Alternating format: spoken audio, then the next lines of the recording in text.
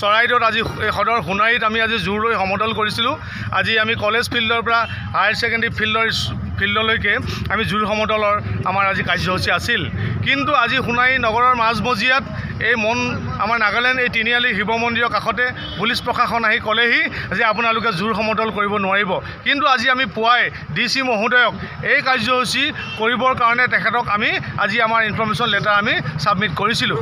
তেওঁলোকে কোনো আমাক উত্তৰ প্ৰদান নকৰিলে। কিন্তু এতিয়া পুলিচ প্ৰশাসনে আহি কৈছেহি যে সোণাৰী চৰাইদেউ পুলিচ প্ৰশাসনে আহি কৈছেহি আমাক যে জোৰ সমদল কৰিব নোৱাৰিব। আমাৰ কৃষকৰ সমস্যা আলোচনা হোৱাৰ কাৰণে শীতকালীন অধিৱেশনটো অতি আৱশ্যক আছিল। এই সময়ত এইটো বাতিল কৰাটো দেশৰ গণতন্ত্ৰৰ মৃত্যু ঘটাইছে এইখন চৰকাৰে।